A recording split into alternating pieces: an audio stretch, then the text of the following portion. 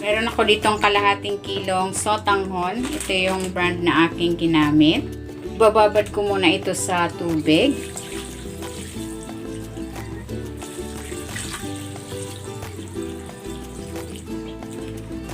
Ayan, ibabad muna natin ito for 20 minutes. Lalagay ako ng cooking oil. Gigisa ko na tong bawang.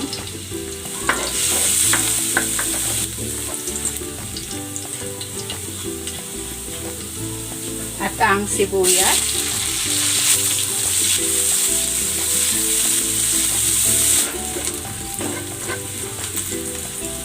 Ilalagay ko na tong sahog, chicken.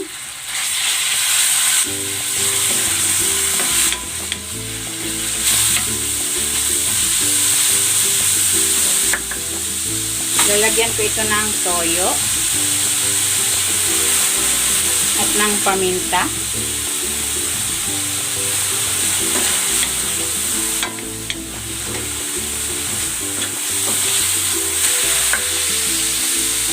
Lalagay ko rin itong tengang daga.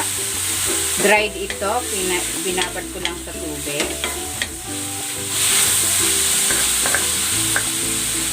Ilalagay ko na rin itong chicken liver.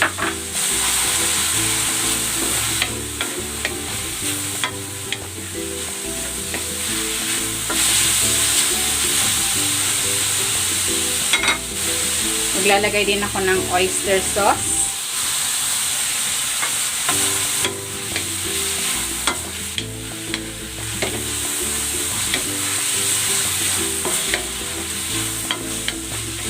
Okay na ito, hahanguin ko muna.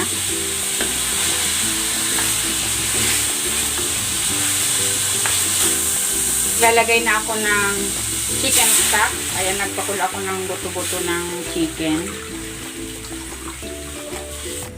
Pakuluin muna natin ito.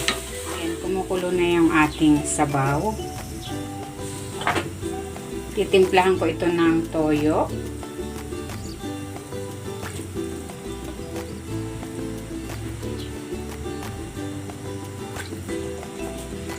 At ng oyster sauce.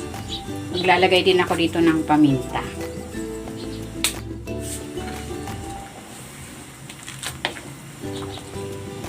Tikman natin kung okay na yung sabaw. Ayan, okay na. Sarap na. Ilagay ko na dito itong sitsaro at ang carrots. Ilalagay ko na rin dito itong sotanghon.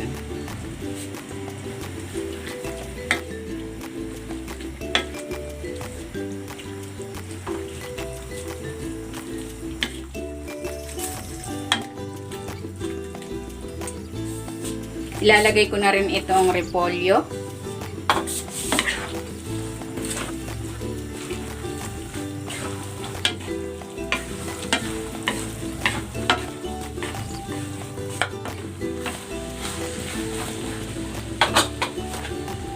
Ilalagay ko na yung kalahating sahog.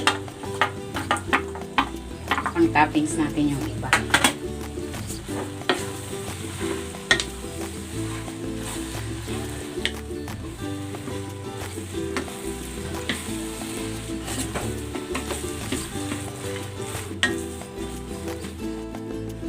Then ilalagay ko na yung natitira pa nating sahog.